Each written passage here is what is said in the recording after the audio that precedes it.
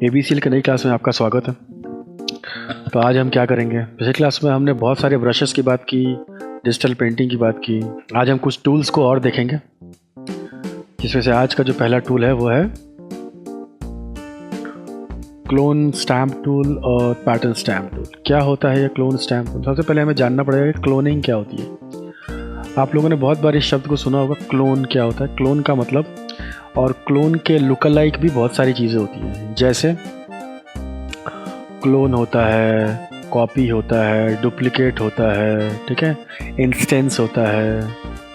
तो ये सारे सुनने और देखने में एक जैसे ही लगते हैं। तो फिर ये इतने सारी चीज़ें क्यों बनी हुई हैं? डुप्लीकेट क्यों बना, कॉपी क्यों बना, क्लोन क्यों बना, ठीक है। तो क्लोनिंग का एक बेसिक स्ट्रक्चर ये है कि क्लोन आपको शक्ल और प्रॉपर्टी दोनों में सिमिलर होता है, ठीक है। कॉपी सिर्फ शक्ल में सिमिलर हो सकता है, प्रॉपर्टीज़ में वेरी कर सकता है। इसका एक छोटा सा एग्जांपल ये है कि दो हमशक्ल इंसानों की शक्लें सेम हो सकती हैं, बट उनके अंदर पाई जाने वाली बीमारियां या दूसरी चीज़ें जो हैं वो अलग हो सकती हैं। बट अगर वो दोनों इंसान एक दूसरे के क्लोन हैं तो उनके अंदर पाई जाने वाली प्रॉपर्टी भी सेम होगी और उनकी शक्लें भी सेम होंगी। तो आप इसको इस तरीके से समझ सकते हैं कि क्लोनिंग और इन सब का मतलब क्या होता है। जैसे कि मैंने कुछ नाम लिए, क्लोन हो गया, इंस्टेंस हो गया, डुप्लीकेट हो गया, कॉपी हो गया, ठीक है। तो ये सारी अलग अलग चीज़ें जो हैं वो होती हैं। तो चलिए यहाँ देखते हैं क्या है हमारे पास क्लोन स्टैम्प टूल में। क्लोनिंग का मतलब हमने समझ लिया, अब हम देखते हैं क्लोन काम कैसे करता है। तो चलिए यहाँ पर हम, अब मान लीजिए कि मेरे पास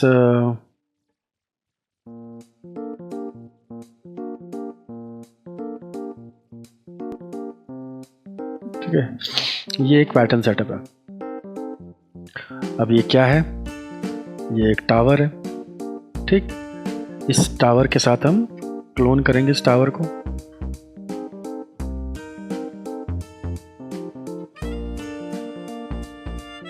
ठीक है, इसकी मैं एक कॉपी भी ले लेता हूँ। अब क्योंकि मैं दो तरीके से क्लोन करना चाहता हूँ, क्लोनिंग में दो तरीके से इस्तेमाल हो सकता है क्लोनिंग हमारा, ठीक है। तो पहला तरीका मैं दिखाता हूँ आपको क्लोन करने का। तो सबसे पहले तो हमने क्लोन ले लिया, मतलब कॉपी ले लिया और कॉपी लेने के बाद हम क्लोन करेंगे। तो क्लोन करने के लिए करना क्या है, मान लीजिए कि आपको बैकग्राउंड पे क्लोन करना है। मैं बैकग्राउंड ओपन कर लेता हूँ, ठीक है, और मैं अपने इस टावर को इस खाली एरिया में क्लोन करना चाहता हूँ, यानी कि इसका एज अ जैसा ये है वैसा ही कोई बनाना चाहता हूँ, ठीक है। तो लाइक अब मैं यहाँ से लूँगा clone tool. Clone stamp tool क्या करेगा, इसको यूज़ कैसे करना है, सबसे बड़ी चीज़, ठीक है। यूज़ करने के लिए ये ब्रश है आपके पास। ब्रश का साइज़ आप बड़ा छोटा कर सकते हैं, कर्ली ब्रैकेट या स्क्वायर ब्रैकेट ऑन ऑफ से, ठीक है। नाउ दूसरा तरीका क्या है कि आपको पहले ऑल्ट प्रेस करना है। जैसे आप ऑल्ट प्रेस करेंगे आपको क्या मिलेगा, एक टारगेट देखिए, जैसे आप बंदूक चलाते हैं, गोली चलाते हैं, तो आपने फिल्मों में या गेम्स में देखा होगा, इस तरह का एक टारगेट बन जाता है और फिर आप फायर करते हैं। तो जब आप क्लोन प्रेस करेंगे तो ब्रश आपको ऐसा दिखेगा, जैसे ही ऑल्ट प्रेस करेंगे तो वो टारगेट बन जाएगा। टारगेट का मतलब क्या है कि आपने उस टारगेट को क्लिक करना है। मैंने क्लिक किया, उसके बाद मैंने छोड़ दिया, ठीक है। अब देखिए यहाँ पर क्या मिला। अब देखिए इस टारगेट के अंदर वाइट दिख रहा है, जबकि इस टारगेट के अंदर दिखना चाहिए था ये पार्ट। तो ऐसा क्यों हुआ? देखिए ऐसी, जब आप शुरू में ये सब चीज़ें सीखेंगे तो ऐसी गलतियां आपसे भी होंगी, लेकिन पैनिक करने की ज़रूरत नहीं है। आप हमेशा ध्यान दीजिए लेयर सिस्टम पे, ठीक है। तो लेयर सिस्टम पे क्या ध्यान दूं मैं? लेयर सिस्टम पे ध्यान दिया कि देखिए मेरा लेयर कौन सा सेलेक्टेड है, ठीक है।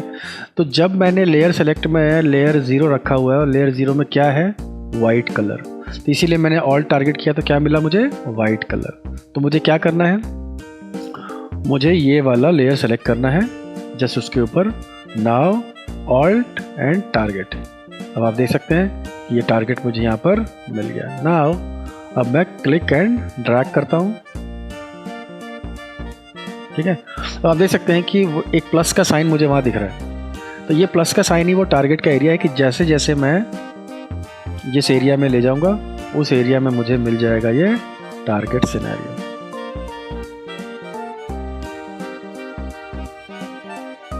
ठीक है, तो मुझे ये मिल गया यहाँ पे। तो अब मैं आपको दिखाऊं तो इसी सेम उस पर मैंने ये क्लिक कर दिया। मुझे मान लीजिए कि ये अलग लेयर पे चाहिए तो क्या करूँगा मैं, तो देखिए अब अलग लेयर पे चाहिए तो क्या होगा, मैं वापस आता हूँ, इस लेयर को क्लिक करता हूँ और डिलीट करता हूँ। ठीक है, अब मुझे ये सफ़ेद लेयर पे चाहिए था ये, तो अब मैं क्या करूँगा, अब मैं टारगेट पिक करूँगा पहले और हिट कर दूँगा टारगेट। ठीक है, जैसे ये पिक कर लेगा, नाउ चेंज द लेयर, उसके बाद मैं प्रेस करूँगा, ये देखिए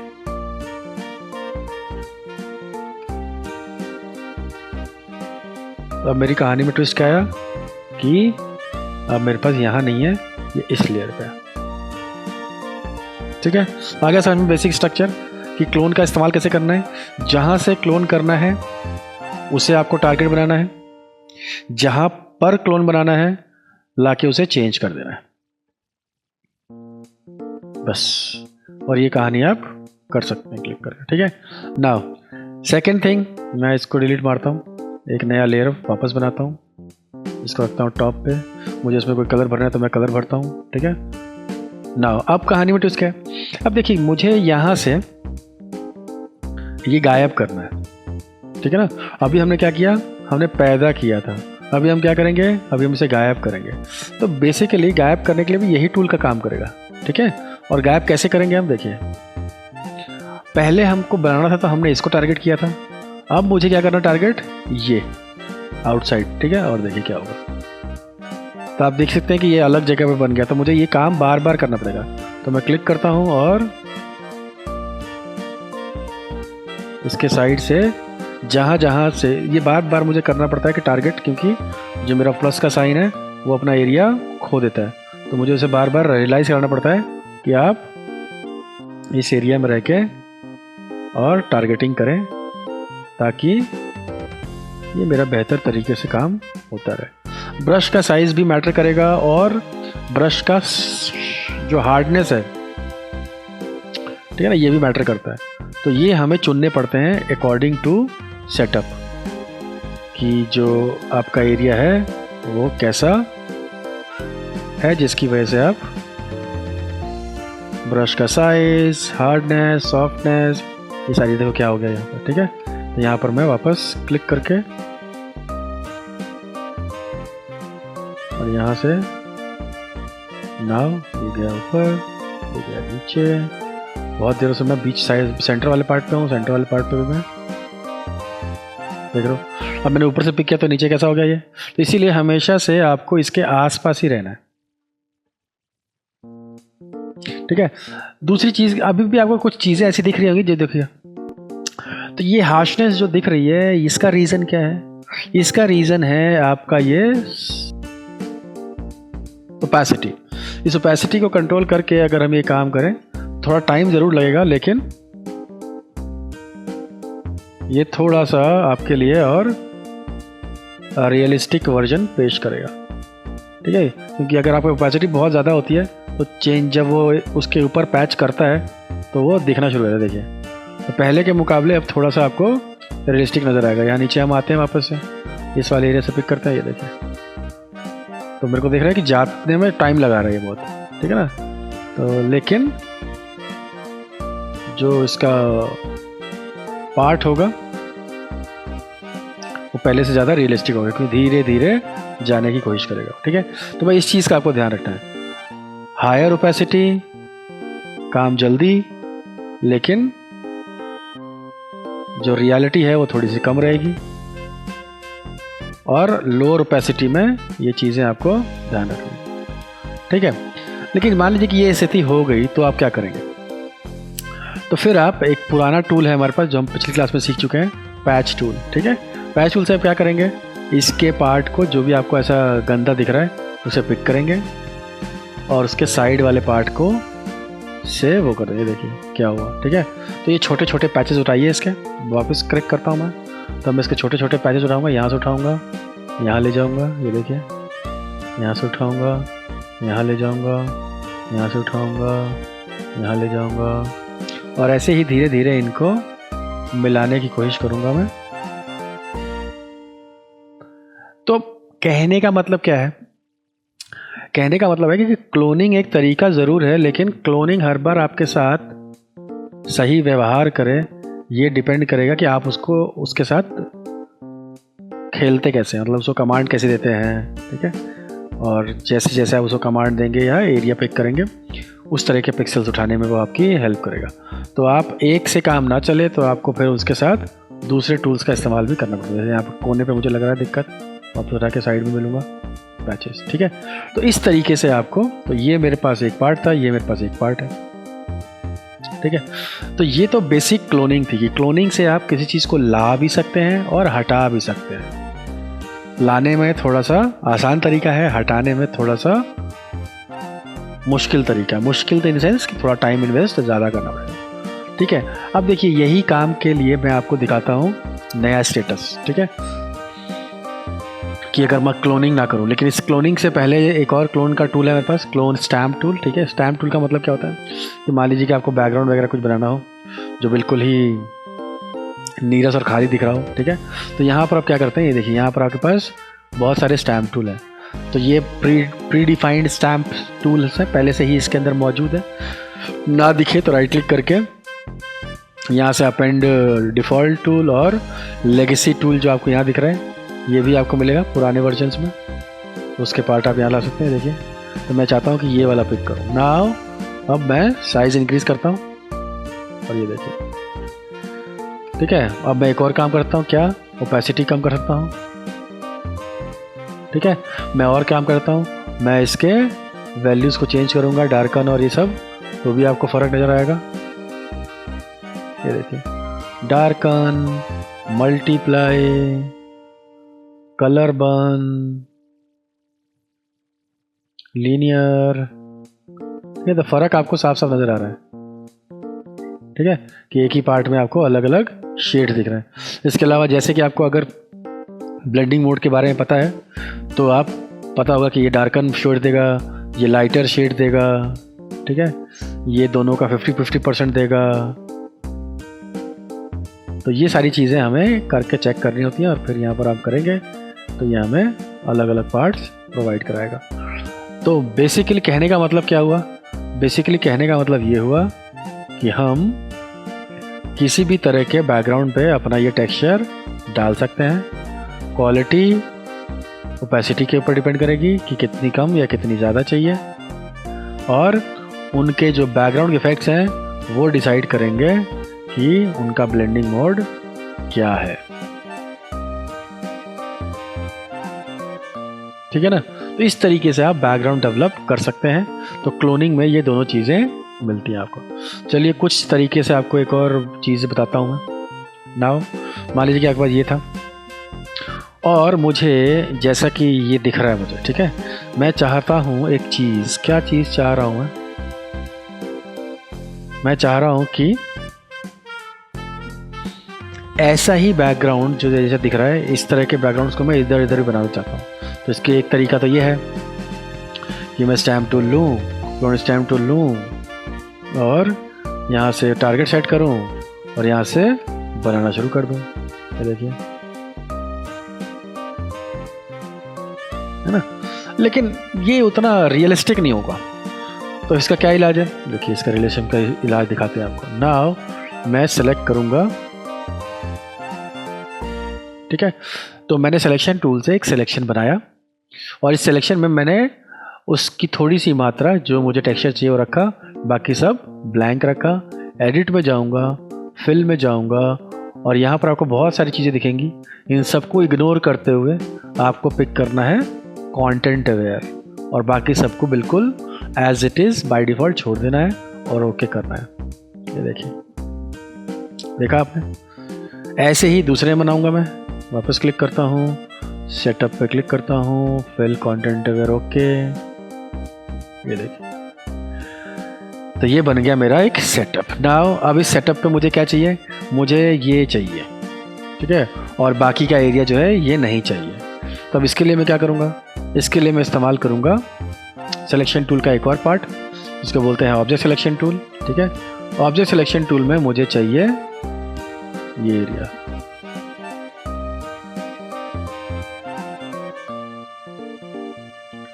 ठीक है, मैं ऐड कर लेता हूँ, ऐड ऐड ऐड,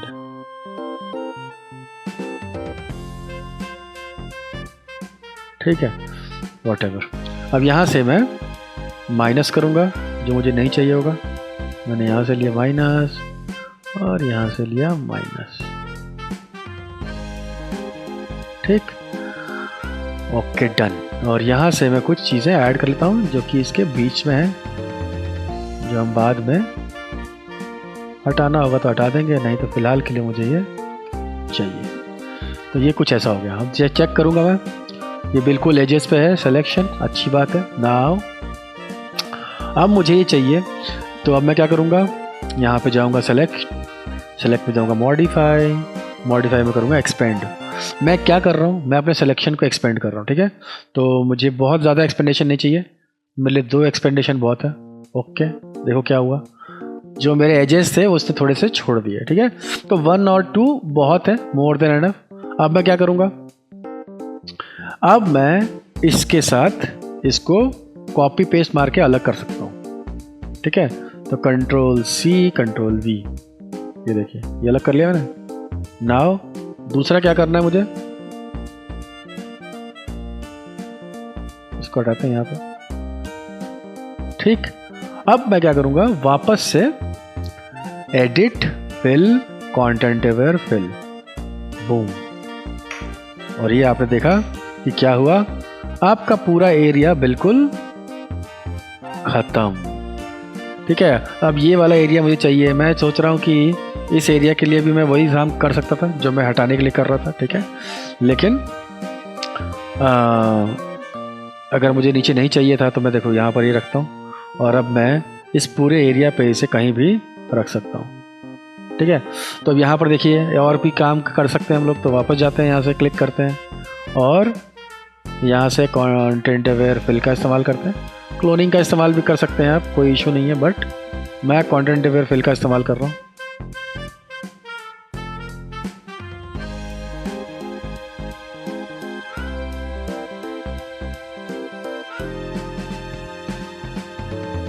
ठीक है, ये काम जल्दी करने का तरीका है।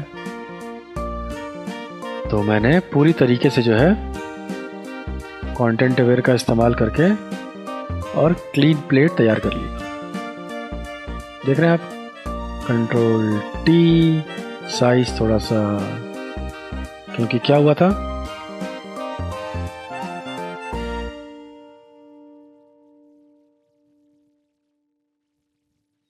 ये थोड़ा सा ऊपर मुझे हल्का सा गैप दिख रहा था, जिसको ख़त्म करने के लिए मैंने ये किया, ठीक है। नाउ अब मैं अपने इसको ओपन करता हूँ और अब मैं अपना सीन बनाने के लिए इसको कहीं भी रख सकता हूँ। यहाँ से आप यहाँ तक कहीं भी इसे रख लीजिए। तो एक क्लीन प्लेट तैयार हो गई, जिसमें आप अपने किसी भी तरीके के डिज़ाइन के लिए इसका इस्तेमाल कर सकते हैं। तो बेसिकली क्लोन टूल किसी भी चीज़ को लाने, ले जाने या हटाने और उसको प्रेजेंट करने के लिए हेल्प करता है। सेम टू सेम चीज़ों को आप मिल सकते हैं। बस आपको करना क्या होता है कि आपको एक टारगेट सेट करना है, ऑल्ट दबा के, और फिर ठीक है, इस चीज़ में अगर मैं इसकी कैपेसिटी कम कर दूं तो मुझे टारगेट सेट करना है और मुझे, ठीक है। तो आप देख रहे हैं कि एक ही तरह की चीज़ों को मैं बनाए चला जा रहा हूँ, और अगर पास दूर दिखाना है तो मैं इसके साथ ऐसा करता हूँ। तो आपको कोई चीज़ पास, कोई चीज़ दूर, कुछ तो इस तरीके से, या ये सब नहीं चाहिए तो कोई भी एक चीज़ रखिए। तो आप पूरी तरीके से आप खेल सकते हैं अपने उस पूरे अलग अलग एरियाज़ पे। बाकी हमने इसकी बात करी थी, ठीक है। तो ये भी आप देख सकते हैं। मैं चाहूँ तो इसको ब्लेंड कर सकता हूँ, तो ब्लेंड कर सकता हूँ यहाँ से। देखिए मुझे टेक्सचर चाहिए था इस बात का,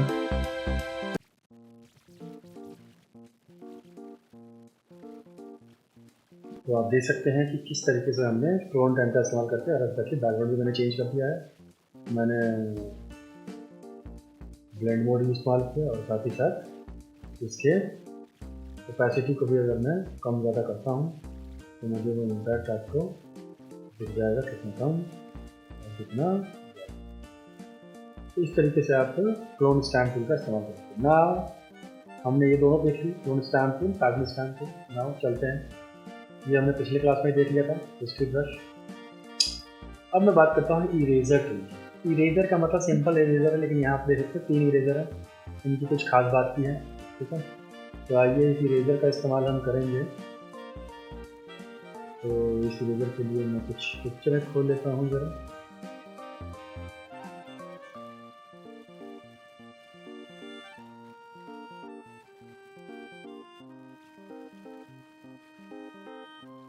ठीक है, मान लीजिए आपने इरेजर टूल खोला, ये ओपन किया इसे। अब क्या है, नॉर्मल इरेजर। सबसे पहले नॉर्मल इरेजर। नॉर्मल इरेजर में क्या होता है, आप साइज इंक्रीज डिक्रीज कीजिए और इसे मिटाना शुरू करिए, ठीक है।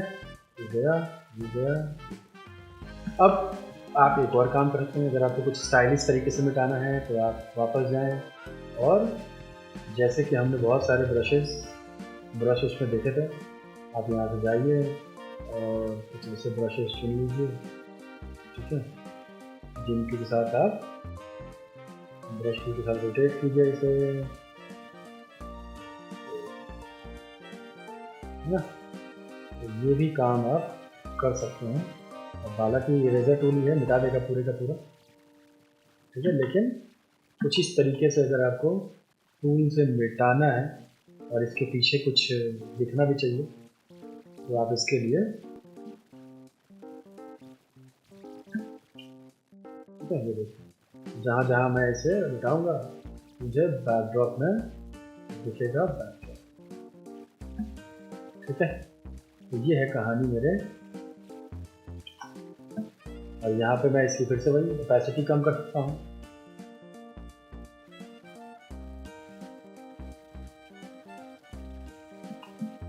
तो मैं इसकी ओपेसिटी कम कर सकता हूँ, ये देखिए। तो आपको लगेगा कि इसके ऊपर कुछ बन गया है, लेकिन ये टेक्सचर नहीं बना है, एक्चुअली क्या है, ये मिटा है, जो कि आपको कुछ इस तरीके से स्टाइलिश वे में दिख रहा है, जिसके पीछे है कलर, है ना।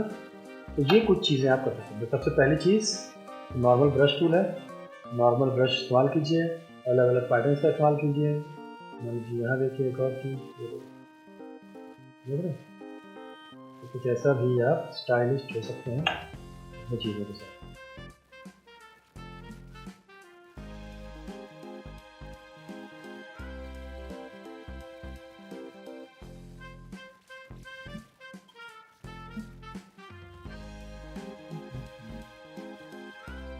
ठीक है, और इसके साथ इसको ब्लेंड कर दूंगा, तो आप देख सकते हैं ये कुछ ऐसा लुक आपको।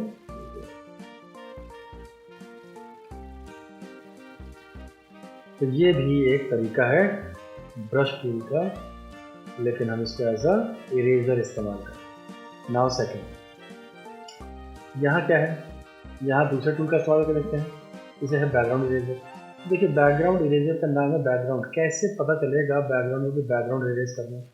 ये टूल आपको ज़्यादातर ऐसी चीज़ों पे काम करने का मौका देता है जो कि सिंगल कलर, मल्टी कलर पे थोड़ा दिक्कत करेगा। मैं इसको भी दिखाऊंगा, पहले मैं आसान चीज़ जो आपको दिखाऊँ। जैसे मान लीजिए ये वाइट कलर है, इसको कॉपी ले लीजिए। नाउ इस पर हम काम करते हैं। नाउ चलते हैं बैकग्राउंड इरेजर टूल पे, सेम चीज़, ठीक है, कलर वाली पे। अब कैसे पता चलेगा, देखिए ये तो एक जेपीजी इमेज है ना, सिस्टम को थोड़ी पता है कि इस जेपीजी इमेज पे यहाँ ये पिक्सल ही है, यहाँ पे पिक्सल ही है, ये इमेज पूरी पिक्सल से बनी हुई है। ये तो हमें देखने में लग रहा है कि यहाँ पर हमारा ऑब्जेक्ट है और बैकग्राउंड में एम्प्टी है, ठीक है। तो कैसे, ये सिस्टम को कैसे पता चल रहा है कि ये बैकग्राउंड है कि नहीं। लेकिन यहाँ क्लिक करूँगा, देख सकते हैं ये बाल छोड़ रहा है, देखा आपने, ये बॉडी और बाल छोड़ रहा है, जबकि मेरा ब्रश उसके पास था फिर भी। तो ये कैसे हुआ, इसीलिए क्या इसका नाम बैकग्राउंड ब्रश टूल रखा हुआ है, मतलब कि इरेजर, बैकग्राउंड इरेजर रखा हुआ है? नहीं, ऐसा कुछ नहीं। नाउ सेकंड कंडीशन में दिखाते हैं आपको। मान लीजिए कि आपने,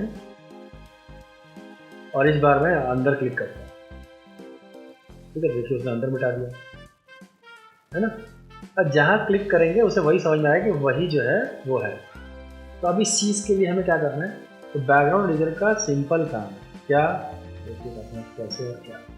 यहाँ जाइए, सिस्टम में पहले कुछ चीज़ें, क्या सिस्टम है, पहले आपने ब्रश टूल लिया, बैकग्राउंड ब्रश, इरेजर टूल, तो उसके बाद आप किस जगह पे क्लिक कर रहे हैं, ठीक है, आप वाइट क्लिक कर रहे हैं, तो अब वो उसको समझ में आ गया कि वाइट कलर के पिक्सल्स को ही वो पिक करने की कोशिश करेगा। आपको अगर ये क्लिक करेंगे तो वो यही पिक कर लेगा, फिर बाद में इसी को कंटिन्यू करेगा। तो इसीलिए सबसे पहली चीज़ तो आपको पिक करना है एरिया, जैसे मैंने एरिया पिक किया वाइट, अब वो ट्राई करेगा वाइट कलर को रखने के लिए, वाइट ही जो है वो उसके लिए एज अ बैकग्राउंड काम कर रहा है।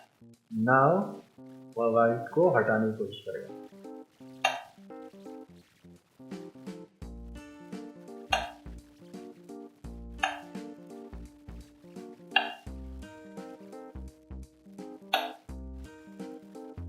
ठीक है, अब देखिए यहाँ पर भी क्लिक करेंगे तो वाइट को ही कोशिश करेगा ख़त्म करने की। तो काफ़ी अच्छा टूल है। पिक्चर की क्वालिटी अगर आपकी अच्छी है तो ये आपके लिए बेहतरीन काम कर सकता है।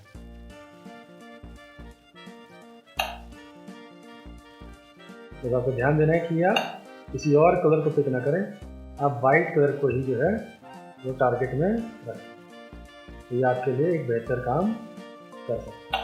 आया समझ में कि बैकग्राउंड इरेजर को कैसे काम में लिया जाता है। नाउ अब चलते हैं एक और चीज़ पे ध्यान देने के लिए, जो है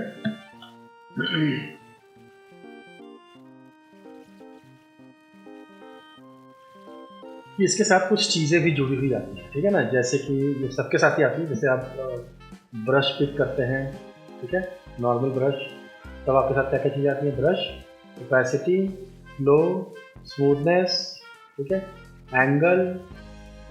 जब आप बैकग्राउंड इरेजर पिक करते हैं तब देखिए क्या आता है, आपके सामने आता है कंटेजियस, डिसकंटेजियस और फाइन एजेस, और आता है टॉलरेंस, ठीक है। ये है कहानी में अगला चीज। तो चलिए दिखाते हैं आपको कैसे।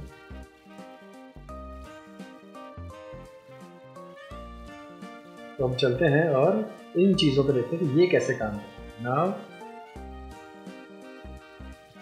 सबसे पहले हम देखेंगे कंटेजियस वाला पार्ट। कंटेजियस का मतलब क्या होता है, फैलना।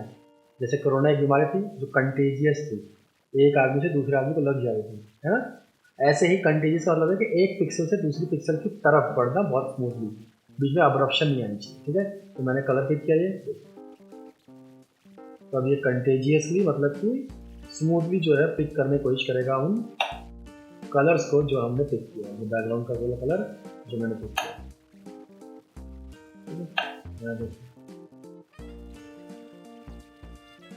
ज़्यादा खराब हो गया। तो इस चीज़ से हमें ध्यान रखना पड़ेगा, और इससे बचना है तो ब्रश का साइज भी मैं छोटा बड़ा कर सकता हूँ, इस चीज़ का ध्यान रखिएगा, इससे भी आपकी थोड़ी बहुत हेल्प हो जाएगी, ठीक है। तो पहले कंटेजियस देखा हम, दूसरा देखेंगे अब डिसकंटेजियस, ठीक है। क्लिक किया, ठीक है। अब मैं आपको बताऊं कि ये देखने में कोई ज़्यादा फर्क नहीं है, बट काम करते वक्त आपको ये फ़र्क महसूस होगा जब आप डीपली देखेंगे कि यहाँ से उतना स्मूथली काम नहीं करा इसने जितना प्रीवियस पार्ट में करा था काम, ठीक है। अब मैं दिखाऊँ चेक करने के लिए, तो आप देख सकते हैं ये कंटेजियस में आपने देखा इसने काफ़ी सही तरीके से चीज़ों को पिक करने की कोशिश किया था, लेकिन यहाँ पर उसने उतना जहमत उठाने की कोशिश नहीं करी है और काफ़ी अब्रप्शन मुझे दिख रहा है। और तीसरा जो पार्ट है उसे कहते हैं हम एजेस, फाइन एजेस, ठीक है।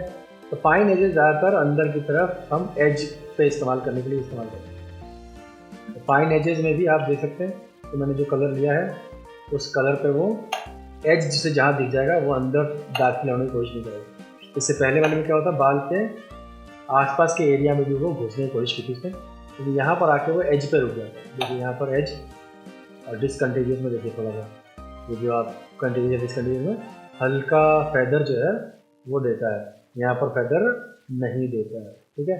तो इस तरीके से ये 3 तरह के मैटर्स हैं जिसमें सबसे बेस्ट माना जाता है, ठीक है। अब क्या कहानी है, एक और ट्विस्ट देखते हैं यहाँ पर। कहानी जब देख ही रहे हैं तो सारी कहानी देख लेते हैं। ये आपका टॉलरेंस लेवल, ठीक है। टॉलरेंस लेवल को 0 करते हैं और ठीक, तो टॉलरेंस लेवल कम हो गया है, इसका मतलब इसकी रीच कम हो गई है। जैसे ही मैं टॉलरेंस लेवल बढ़ाऊंगा इसकी रीच थोड़ी सी इंक्रीज होगी। टॉलरेंस लेवल 100% कर दूंगा, तो ये मेरे कंटेंट को भी खाना शुरू कर देगा। जो पहले रुका हुआ था, अंदर बालों के नहीं घुस रहा था, तो यहाँ से मुझे डिसाइड करना चाहिए, ये पिक्चर के अकॉर्डिंग डिसाइड करना चाहिए। पिक्चर की क्वालिटी क्या है उसके अकॉर्डिंग अगर आप इस टॉलरेंस लेवल को रखें तो ये आपके लिए बेहतरीन काम करेगा।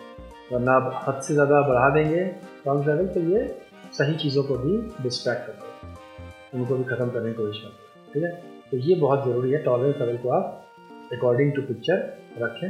नॉर्मली ये 50 के आसपास होता है। ठीक है, बाकी अगर कोई ये एंगल है, अगर मैं ब्रश किसी और खरीद रहता हूँ तो एंगल वगैरह दे सकता हूँ ना।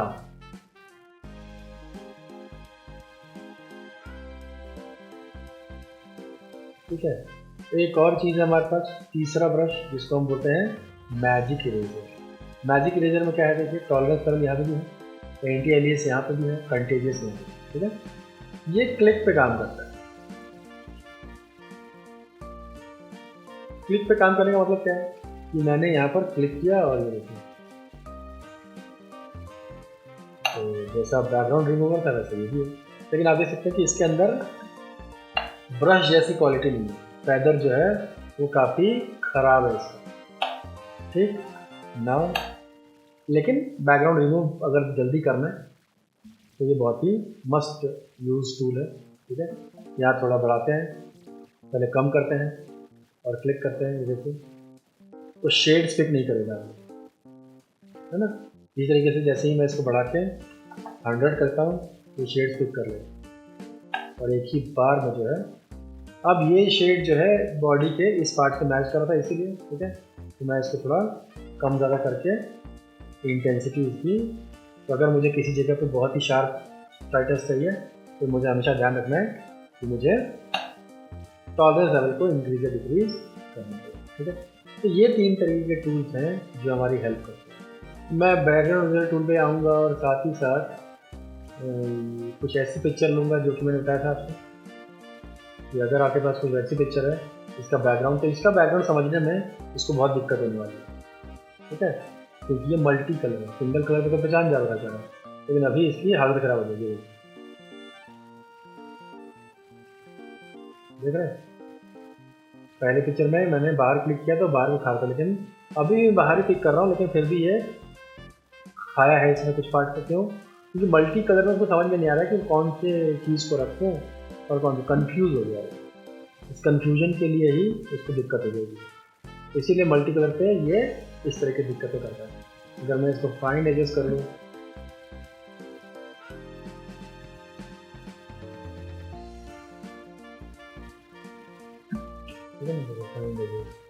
अब आप जब इसको इस्तेमाल करें तो अभी मेरे को फीलिंग आ रही है कि ओनली जो इस तरह के एजेस हैं जहाँ पर आपके पास शार्प और ये किसी इस तरीके से भी यूज होगा, तो ये बहुत स्मूथली फ्लो भी नहीं कर रहे।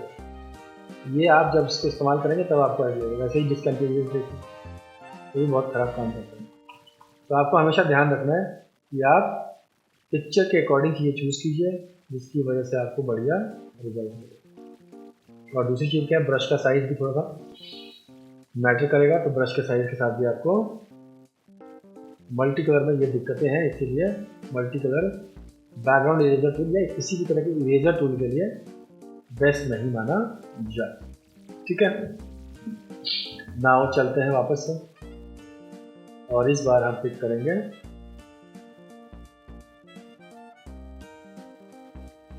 नेक्स्ट टूल जिसको बोलते हैं ग्रेडियंट,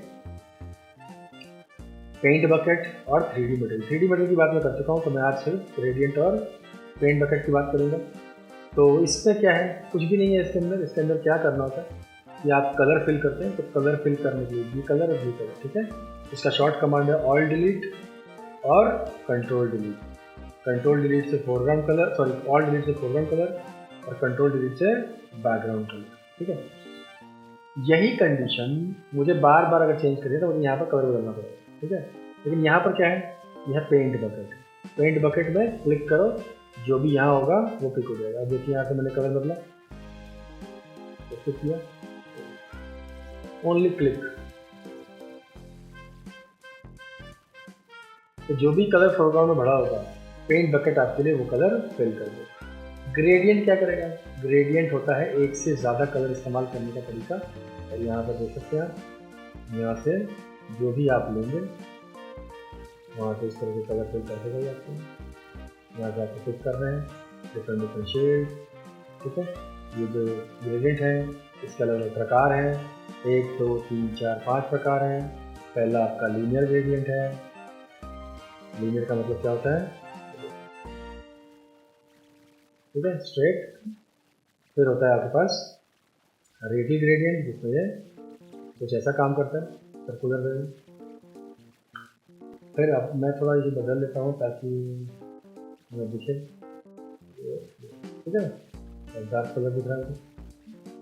और माउस का लेंथ डिसाइड करेगा कि माउस से आपका कितना डिस्टेंस, कम डिस्टेंस में कम बनेगा, ज़्यादा डिस्टेंस में ज़्यादा। तो ये काम करते करते आपको समझ में आ जाएगा क्या गेम में ट्विस्ट है। ये कॉनिकल है, कुछ ऐसा काम करता है।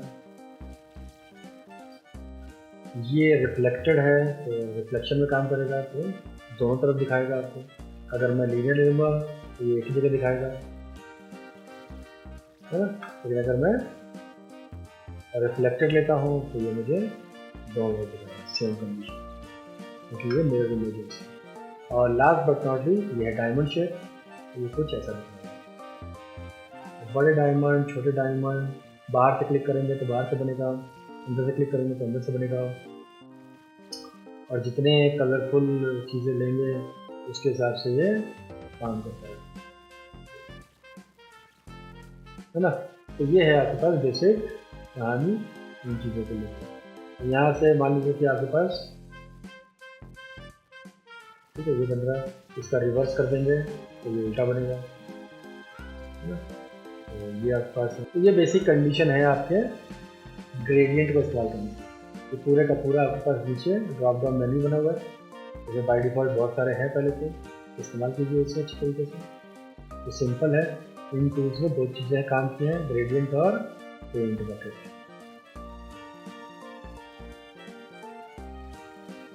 देखिए किस तरीके से काम करता है।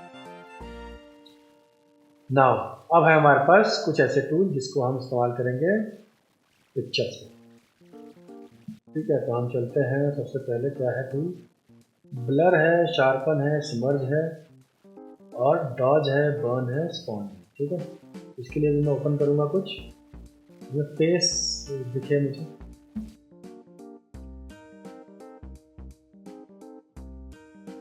ठीक है। ये कुछ पिक्चर्स खोलते हैं और उन पर इस्तेमाल करते हैं। देखिए पहली पिक्चर तो ये दिखती है, कॉपी करते हैं। अब देखिए इस पिक्चर में क्या है, इस पिक्चर में ये बहुत सारे आपके पास ग्रेन्स अवेलेबल हैं, डेस्परेटली बनाया गया है, ग्रेन्स ऐड किया गया है इस पर जानबूझ के, ठीक है। लेकिन जब इस तरह की कॉन्ट्रास्टिगल इमेजेस आपका आती हैं और आपको चाहिए कि ये स्मूथ हो जाए, ये ऐसे पैचेस ना दिखें, तब आप इस्तेमाल करते हैं ब्लर टूल का, ठीक है। यहाँ ब्लर टूल इस्तेमाल किया मैंने, स्ट्रेंथ बढ़ा के मैक्सिमम करता हूँ इसकी, और क्लिक करता हूँ और इस एरिया को मैं चाहता हूँ कि स्मूथ करूँ,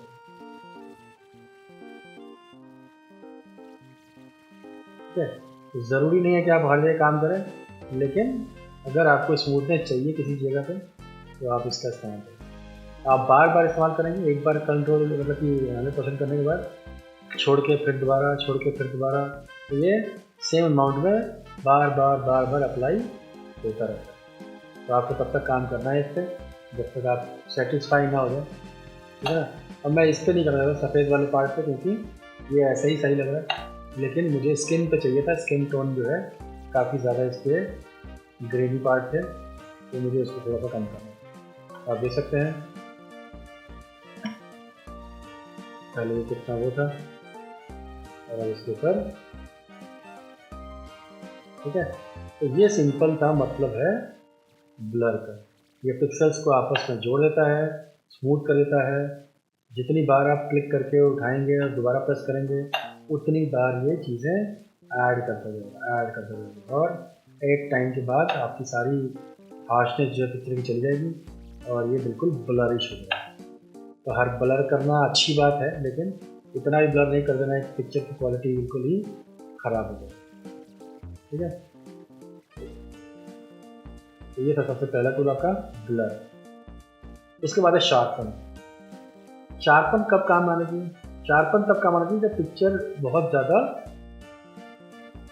स्मूथ हो, तब हम शार्पन का इस्तेमाल कर लेते हैं। जैसे कि ये देखिए काफ़ी पिक्चर स्मूथ है, मुझे इसको थोड़ा शार्प करना। शार्प का मतलब क्या होता है कि जहाँ पर एजेस पे आपकी लाइट पड़ रही है, ये वाला एरिया, ठीक है, यही चीज़ों को शार्प करने का फ़ायदा है जिन पे लाइट का रिफ्लेक्शन पड़ने के बाद वो देखने में अच्छी लगे।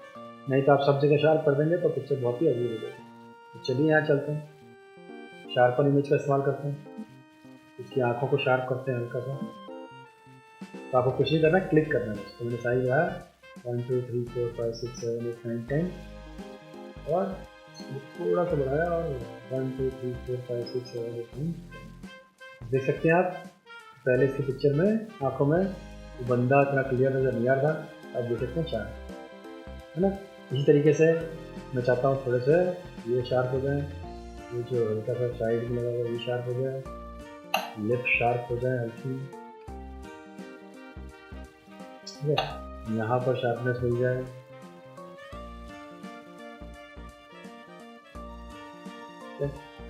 और अगर मैं इसके यहाँ शार्पनेस देना चाहता हूँ तो यहाँ शार्पनेस दे सकता हूँ, एडजस्ट करके।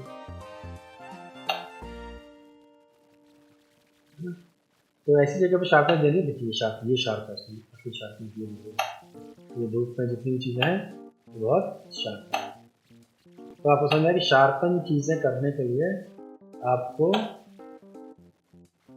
कुछ ऐसी चीज़ें पिक करनी पड़ेंगी जिनकी वैल्यू सही में शार्पनिंग अच्छी लगे। अब कहीं भी शार्पनिंग कर देंगे तो बहुत ही अजीब लगेगी। टॉलरेंस लेवल का ध्यान रखें, ठीक है ना। आप देख सकते हैं कि मैंने बहुत ही बेसिक शार्पन किया है। यहाँ क्लिक करेंगे, आँखों में आप देख सकते हैं साफ साफ, लिप्स में हल्का सा देख सकते हैं, बालों में हल्का सा देख सकते हैं, ठीक है। अब मैं इसकी लिमिट बढ़ा देता हूँ, मैंने 100 कर दिया था, मैं थोड़ा सा इसको बर्बाद कर देते हैं थोड़ा,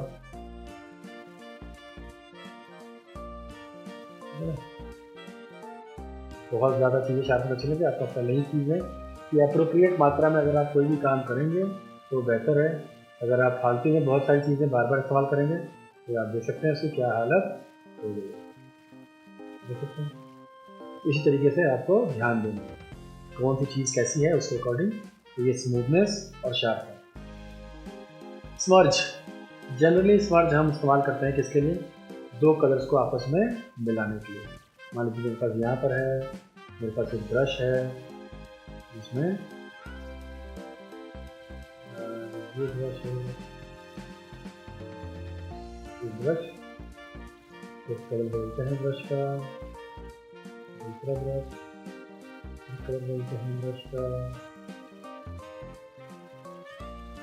दूसरा ब्रश एक कलर बोलते हैं ब्रश का।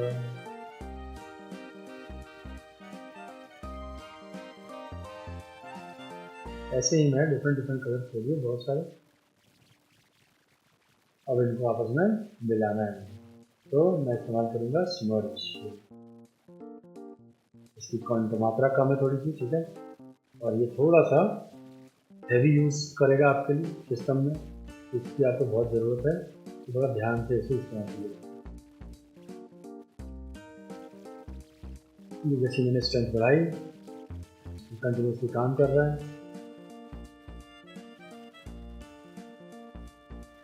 ठीक है। स्मर्जिंग का इस्तेमाल हम ज़्यादातर जब मैंने डिजिटल पेंटिंग वाली क्लास में तो उसमें काफ़ी इस्तेमाल किया था स्मर्ज का, ध्यान रखना पड़ेगा हमें। तो देखिए कितनी देर तक ही चली जा रहा है, स्केप दबा के मैं इसे क्रॉस कर लूँगा। ये बहुत सारी कैश फाइल इकट्ठी करता है, तो आप ध्यान रखिएगा कि अगर कुछ ऐसी चीज़ चल रही है तो आपके यहाँ कैश फाइल बहुत इकट्ठी हो गई है। और पिक्चर की क्वालिटी अगर बहुत अच्छी है तो आपका बहुत टाइम टेकन होगा, पिक्चर की क्वालिटी थोड़ी ख़राब है वहाँ पर स्मर्जिंग इस्तेमाल करेंगे, या फाइल साइज़ छोटा है, ठीक है, 1920 1080 होगा तो काफ़ी ज़्यादा टाइम खर्च होगा, और अगर कम होगा तो वो थोड़ा कम टाइम लेगा, क्योंकि अभी हो गया ख़त्म, ठीक है। तो आपस में देखिए मैच हो गया। मैं यहाँ पर एक और चीज़ चेक करूँगा,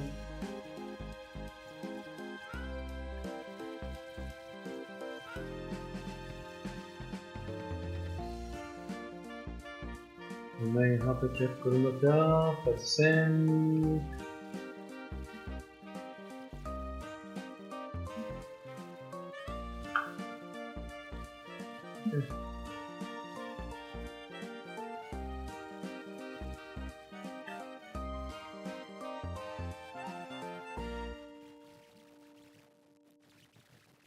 यहाँ आप देख सकते हैं कि यहाँ पर बहुत सारे टेम्प फाइलें इकट्ठी हुई हैं। मैं ज़रा चेक करूँ, मैंने बहुत दिनों से इसे रिमूव नहीं किया है तो मैं इसे रिमूव करूँगा। 62 GB आपके पास टेम्प फाइल इकट्ठी है। ये हमारे किसी काम की होती है। शिफ्ट और डिलीट दबाइए इसे और परमानेंटली अपने सिस्टम से गायब कीजिए। तो ये आप टाइम टू टाइम करते रहिएगा। अभी भी बहुत सारे गायब नहीं हुए, लेकिन क्योंकि आपकी फाइल जो है कुछ खुली हुई है जिसकी वजह से जो है, लेकिन फिर भी तो ये आपके सिस्टम को स्लो कर देते हैं। तो इस प्रोसेस को करने से आपका सिस्टम की स्लोनेस थोड़ी कम हो जाएगी और दूसरा आपके पास जो टेम्प फाइल इकट्ठी होगी आपके सिस्टम में जगह घेरी थी इसमें बहुत सारी, वो भी आप कम हो जाएगी। तो ये थोड़ा टाइम लेगा।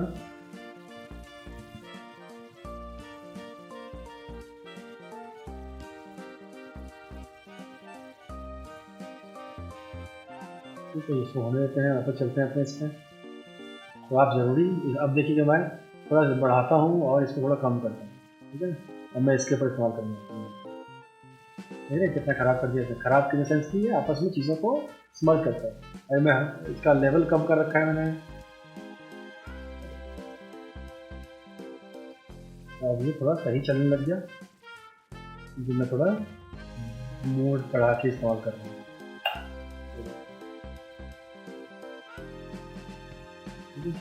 ये बहुत ज़रूरी है, आप ध्यान रखिएगा इस चीज़ को। ये हम स्मर्जिंग का मतलब होता है जैसे आप मेकअप करते हैं तो आप दो चीज़ों को आपस में मिलाना होता है। फाउंडेशन वगैरह आप लगाते हैं।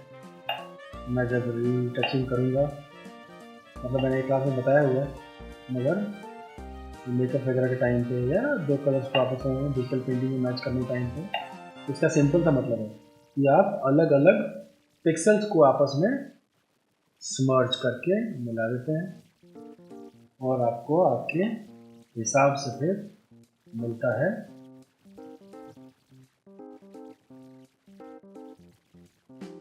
ठीक है। तो ये हो गया स्मर्जिंग। तो आपके पास यहाँ पर बर्न, शार्प, स्मर्ज।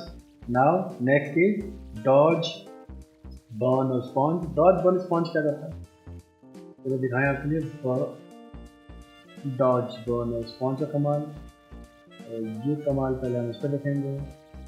तीन टूल हैं, तीनों अलग काम करेगा। ठीक है, ये आपके पास नॉर्मल है। सबसे पहले हम करेंगे डॉज। ये एक शेड लाइटर कर देता है आपकी चीज़। ठीक है, तो मैं इसके एक चलाने के बजाय 100% करता है एक्सपोजर। ज़्यादा हो जाएगा लेकिन कोई बात नहीं। फॉर एग्जांपल क्लिक किया मैंने और ड्रैग किया।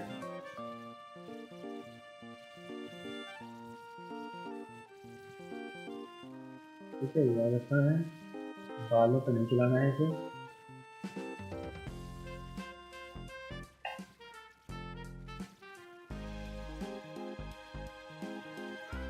इसमें मेरे पीछे करती है शेड लाइटर।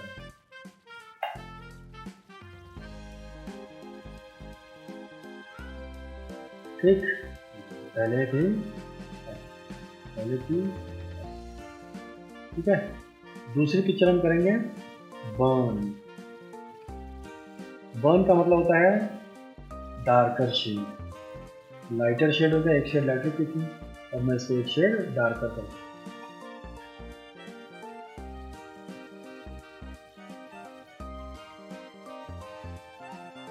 तो ये भी हम फेस रीटचिंग में या मेकअप वगैरह जब हम भी करते हैं किसी भी पिक्चर का, उसके अंदर इस्तेमाल कर सकते हैं। ठीक है, अब इस टूल को मैं ऐसी जगह भी इस्तेमाल करता हूँ जैसे बाल है। बाल तो ब्लैक के अच्छे लगते हैं। वाइट में मैंने क्यों दिया डॉज में, क्योंकि वो इसको वाइट कर देता है, ये बुद्धि लगने लगती है ना ओल्डर एज की। यहाँ पर इसके सब चीज़ों को जो है इसका इस्तेमाल में डेप्थ मिल गई आपको। कुर्सी वगैरह में कर सकता हूँ। इस पिक्चर ने होल एंड सोल टोटालिटी में क्या किया मेरे साथ। ये मेरी नॉर्मल पिक्चर थी, ये एक शेड डार्कर है, ये एक शेड लाइटर है। तीसरा है मेरे पास इसके अंदर स्पॉन्ज। स्पॉन्ज क्या करता है, स्पॉन्ज में देखिए कुछ चीज़ें हैं। सैचुरेट और डीसैचुरेट। देखिए स्पॉन्ज के दो तरीके के असर है। अगर मैं डीसैचुरेट लेता हूँ और इसका इस्तेमाल करता हूँ तो क्या होगा? डीसैचुरेट का मतलब है कलर्स को ये खींच के जीरो कर देगा। अगर पास 50% में 100% जाता है।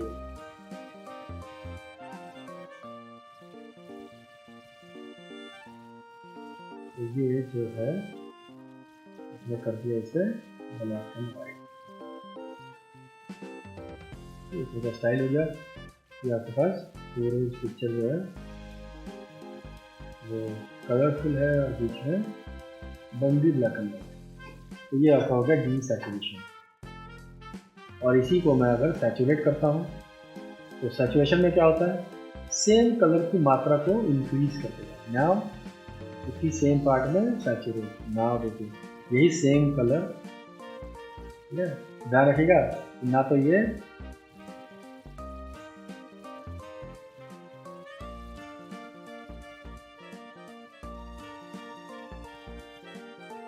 स्पॉन्ज है, ये डॉज नहीं है, ये सफ़ेद नहीं कर रहा है चीज़ को, ये सेम कलर की मात्रा बढ़ा रहा है।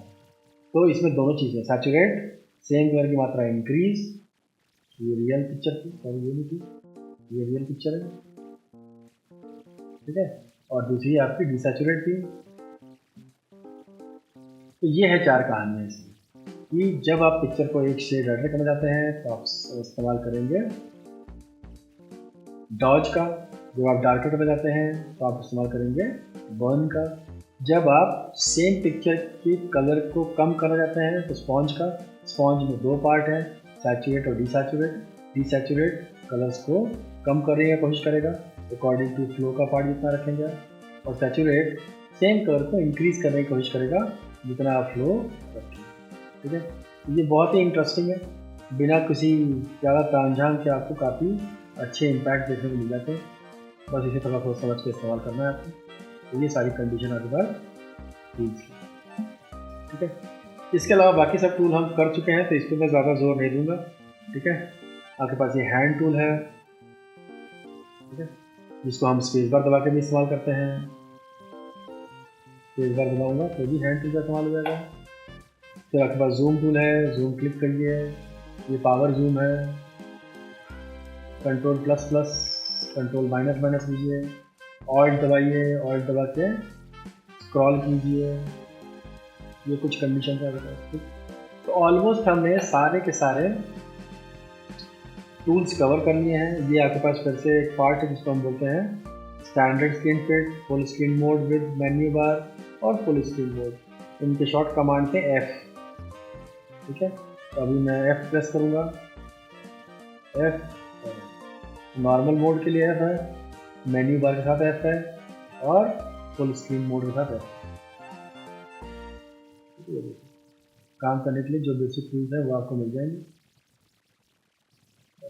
तो जब भी आप कोई चीज़ बनाते हैं इसका इस्तेमाल इसलिए करते हैं ताकि फुल स्क्रीन पे कोई चीज़ देखने में कैसी लग रही है इसको हम थोड़ा सा एनालाइज करते हैं कोई एक्सपर्ट में। तो एस्केप दबा के भी इससे बाहर हो सकता हूँ और F दबा के भी इससे बाहर हो सकता हूँ, ठीक है। तो ये कुछ बेसिक टूल्स हैं जिनके बारे में हमने बात कर ली। था हम इस क्लास में ऑलमोस्ट, मैं एक बार चेक कर लेता हूँ, ये सारे के सारे टूल्स हमने कवर कर लिए, कुछ बचा तो नहीं है, ठीक है। प्रीवियस क्लासों में जाके आप देखेंगे तो हमने ऑलमोस्ट सारे टूल कवर कर रखे हैं, कुछ भी ऐसा नहीं है जो नहीं बचा है। बाकी अगर आपको लगता है कुछ बच गया है तो आप मुझे कमेंट कर सकते हैं कोई चीज़ बच गया होता है, या आप मुझे कमेंट इसलिए कर सकते हैं कि आप तो कोई चीज़ इसमें समझ नहीं आई और आप कोई दूसरा एग्जाम्पल चाहते हो जिसकी वजह से आप उस चीज़ को समझ जाएं, ठीक है। इसमें टेक्स्ट टूल बाकी है, टेक्स्ट टूल के लिए मैं एक डेडिकेटेड क्लास बनाऊंगा, उस क्लास में देखेंगे। बाकी यहाँ पर वेक्टर इमेजेस हैं कुछ, ये वेक्टर इमेजेस काम आती हैं अगर मान लीजिए कि आपको रेक्टेंगल बनाना है, ठीक है, सर्कल बनाना है, तो ये सारी वेक्टर इमेजेस हैं। फोटोशॉप एक रास्टर बेस्ड सॉफ्टवेयर है, बट यहाँ जो ये शेप्स हैं ये आपको मिलेंगे वेक्टर। इससे आप बहुत सारे काम कर सकते हैं एज अ डिज़ाइन, बहुत सारी पॉसिबिलिटीज़ हैं मेरे पास काम करने की। कस्टम शेप्स भी एक चीज़ है। कस्टम शेप में देखिए क्या है, सबसे पहले कस्टम शेप में क्या करें, ये बनेगा नहीं। कस्टम शेप क्लिक करने के बाद आपको टॉप पे आना है और इनकी पूरी फहरिस्त है यहाँ पे। तो ये सारी चीज़ें जो है कस्टम शेप में पहले से बनी है। और कुछ चाहिए तो आप यहाँ जाएंगे और इंपोर्ट कर सकते हैं शेप्स को। अगर आपने रखे होंगे तो शेप आ जाएंगे। CHS, ठीक है, CSH नाम से एक्सटेंशन फाइल होती है। बाकी अपेंड करना चाहते हैं कुछ डिफ़ॉल्ट तो अपेंड करेंगे, दोबारा से वही भर जाएंगे और जो पहले से था, ठीक है। तो इनमें से आपको क्लिक करना है और क्लिक एंड ड्रैग करना है और मस्त आपके पास ये शेप्स बना। तो आप किसी चीज़ के लिए भी इसका इस्तेमाल कर सकते हैं। कॉल आउट्स बना सकते हैं, डिज़ाइन बनाने के लिए बैकग्राउंड सेटअप कर सकते हैं, ठीक है। कुछ फ्लो चार्ट्स अगर बनाने हैं तो वो बना सकते हैं। तो ऐसे बहुत सारे आपको मिल जाएंगे डिज़ाइन। ये सारे वेक्टर इमेजेस आपके काम आ सकते हैं। तो बस इतनी ही सी बात है। सारे टूल्स हमने कवर कर लिए हैं। नेक्स्ट क्लास में मैं कुछ और चीज़ों के बारे में बात करूँगा, डिस्कशन करूँगा। तो आज की क्लास में इतना ही। पढ़िए, पढ़ाइए, ज्ञान बढ़ाइए।